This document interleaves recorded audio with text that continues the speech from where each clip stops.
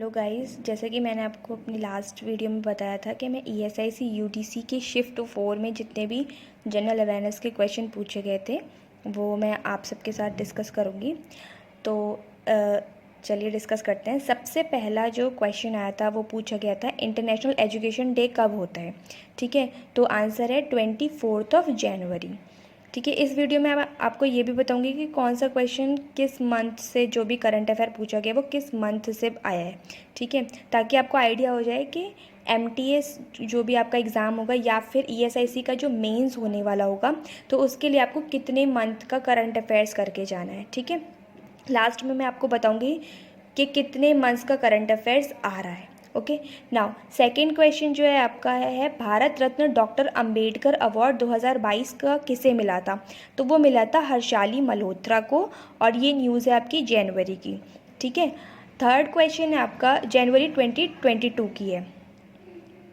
Third question है what is correct regarding constitution on 26 जनवरी 1949। तो 26 जनवरी 1949 को क्या हुआ था कॉन्स्टिट्यूशन से, वो बताना है आपको। तो हमारा उस दिन कॉन्स्टिट्यूशन हमने अडॉप्ट किया था। ठीक है, तो constitution was adopted was the right answer. Okay, next question आपका E stand for in OPEC. OPEC क्या है, आपकी एक ऑर्गेनाइजेशन है जिसका फुल फॉर्म है organization of petroleum exporting countries. तो पूछा था ई का क्या मतलब है, तो ई है आपका एक्सपोर्टिंग।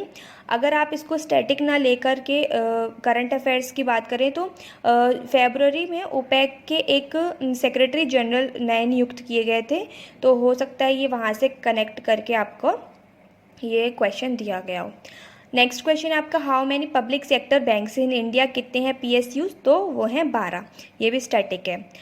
नेक्स्ट है India's first UNDP youth climate champion award. तो इंडिया का पहला UNDP youth climate champion award जो कि 8th इंडिया को जो मिला है, जो कि आपका कब हुआ है, इंटरनेशनल वुमेंस डे पे मिला है प्राजक्ता कोहली को। तो ये न्यूज़ है मार्च 2022 की। जैसे कि मैंने आपको बताया था आपको मार्च का भी पढ़ के जाना है, तो मार्च की भी न्यूज़ आई है यहाँ पर। ठीक है, सेवेंथ है आपका where did Mahatma Gandhi started satyagraha in 1917। मतलब क्वेश्चन था कि महात्मा गांधी ने सबसे पहले सत्याग्रह किस जगह से स्टार्ट किया था, तो आपका आंसर था चंपारण, बिहार। नेक्स्ट है which TV actress wins international association of working women award. तो working women award of international association का किसे मिला था, तो सुष्मिता सेन को मिला था उनकी सीरीज़ आर्या 2 के लिए, और ये जनवरी 2022 का करंट अफेयर है। नाइन्थ क्वेश्चन है where is the tomb of Sher Shah Suri. तो ये एक स्टैटिक क्वेश्चन है, इसका आंसर होगा सासाराम, बिहार। नेक्स्ट है which country started first dual mode vehicle. तो इसका आंसर होगा आपका जापान, और ये न्यूज़ है आपकी दिसंबर 2021 की। ठीक है, नेक्स्ट है वेयर इज़ छोटा इमामबाड़ा एंड बड़ा इमामबाड़ा। एक और था टर्म रूमी दरवाज़ा। तो ये कहाँ स्थित है, ये पूछा था, तो लखनऊ उत्तर प्रदेश में स्थित है। ये भी आपका स्टैटिक हो गया। नेक्स्ट है which state has maximum forest area. तो आंसर होगा मध्य प्रदेश, स्टैटिक से। नेक्स्ट है Uday Yojana is related to which ministry. तो किस मिनिस्ट्री से उदय योजना रिलेटेड है, तो ये रिलेटेड है मिनिस्ट्री ऑफ पावर से। ठीक, नेक्स्ट है what is the prize money for Rashtriya Bal पुरस्कार। तो आंसर तो इसका है 1 लाख, और ये आपका स्टैटिक में ना जाके करंट अफेयर्स में आएगा, क्योंकि जनवरी में राष्ट्रीय बाल पुरस्कार दिए गए थे 29th चिल्ड्रंस को।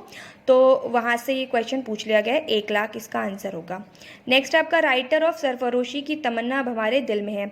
तो इसका आंसर है बिस्मिल अजीमाबादी। नेक्स्ट क्वेश्चन है name of the scheme for minority to prepare और for government jobs, not private, गलत हो गया, फॉर गवर्नमेंट जॉब्स। तो इसका आंसर है नई उड़ान। ठीक है, ये भी थोड़ा स्टैटिक ही है, इससे रिलेटेड मुझे कुछ करंट अफेयर नहीं मिला। नेक्स्ट है आपका 17th first BRICS sherpas meeting held at 2022। तो ये ब्रिक्स मीटिंग नहीं थी, ये थी ब्रिक्स की शेरपा मीटिंग, जो कि पहली बार हुई थी, और ये वर्चुअली हुई थी under the chairmanship of China. China की चेयरमैनशिप में हुई थी, और ये न्यूज़ है आपकी जनवरी 2022 की। ठीक है, नेक्स्ट क्वेश्चन है विच स्टेट इज़ लैंडलॉक्ड। तो लैंडलॉक का मतलब है जो चारों ओर मतलब हर तरफ से लैंड से घिरा हुआ है। तो इंडिया में ऐसे 5 स्टेट हैं जो लैंडलॉक्ड हैं, झारखंड, छत्तीसगढ़, हरियाणा, मध्य प्रदेश और तेलंगाना। तो तेलंगाना ऑप्शन में था, तो इसलिए तेलंगाना आंसर राइट हो गया। नेक्स्ट है आपका Kunjarani Devi is related to which sports. तो ये किसी भी आई थिंक कोई न्यूज़ में नहीं थी, बट ये रैंडमली पूछ लिया गया था, तो इसका आंसर था वेट लिफ्टिंग। ठीक है। नेक्स्ट है आपका author of the white tiger. तो वाइट टाइगर के ऑथर कौन है? इसके ऑथर है अरविंद अडिगा। ठीक है। अब ये क्यों आ गया क्वेश्चन, हो सकता है क्योंकि 13 जनवरी 2021 को इस पर बेस्ड एक मूवी आई थी द वाइट टाइगर, जो कि प्रियंका चोपड़ा और राजकुमार राव की थी। ठीक है, तो हो सकता है वहाँ से कनेक्ट करके ये आ गई हो। और 21 क्वेश्चन था, who won ESPN Cricinfo test batting award 2021। तो ये ऋषभ पंत ने जीता था, और ये न्यूज़ भी फरवरी 2022 की थी। नेक्स्ट क्वेश्चन है, where did jhum cultivation not take place, where did not jhum cultivation take place. तो कहाँ पर नहीं होता है? तो देखिए, झूम कल्टीवेशन मेजरली इंडिया में 3 जगह होता है, अरुणाचल प्रदेश, मिजोरम और नागालैंड। तो तमिलनाडु एक ऐसा ऑप्शन था जहाँ नहीं होता है, तो ऑप्शन ये करेक्ट हो गया।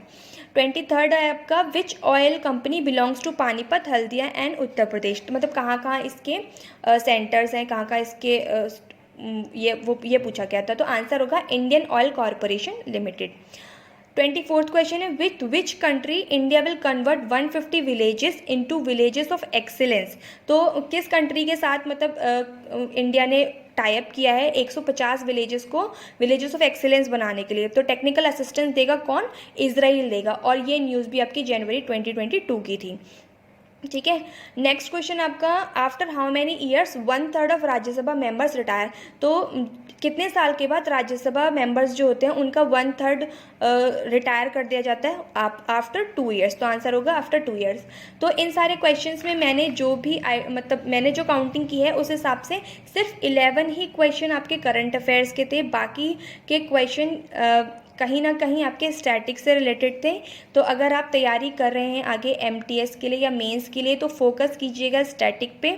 हालांकि स्टैटिक हम पूरा कवर नहीं कर सकते हैं, तो फिर भी जो आपकी इंडियन हिस्ट्री है वो हम कवर कर सकते हैं, इम्पॉर्टेंट डेज हम कवर कर सकते हैं, और कुछ जो फेमस जगह हैं, फेमस वो कहाँ कहाँ है ये भी हम कवर कर सकते हैं। ठीक है।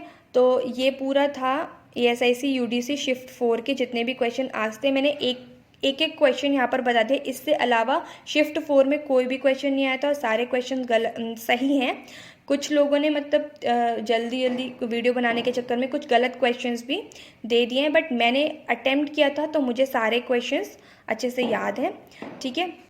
तो जैसे आपको पता है हमारा एग्ज़ाम 19 मार्च को था, और मैंने अपनी प्रीवियस वीडियो में बताया भी था कि आपको मार्च 15 तक का करंट अफेयर करके जाना है, नवंबर टू मार्च 15। तो दिसंबर से भी क्वेश्चंस आए हैं हमारे में, जनवरी से भी आए हैं, फरवरी से भी आए हैं, और 8 मार्च तक के क्वेश्चंस आए हैं। यानी कि 4 इम्पॉर्टेंट 3.5 हुआ, वैसे 4 इम्पॉर्टेंट मंथ्स हैं। अगर आप MTS की तैयारी करेंगे तो MTS का जब भी एग्ज़ाम होगा उससे आप पिछले 4 और जब भी एग्ज़ाम होगा उस मंथ का भी आप पढ़ के जाएंगे। ऐसे ही मेंस के लिए होगा। मेंस अगर देखिए, अगर ESIC का अप्रैल में होता है, जो कि टेंटेटिव डेट है 30 अप्रैल, तो हम पढ़ के जाएंगे दिसंबर, जनवरी, फरवरी, मार्च पूरा, और अप्रैल भी पढ़ के जाएंगे क्योंकि दिसंबर हमने पढ़ा है तो उसको थोड़ा रिवाइज कर लेंगे।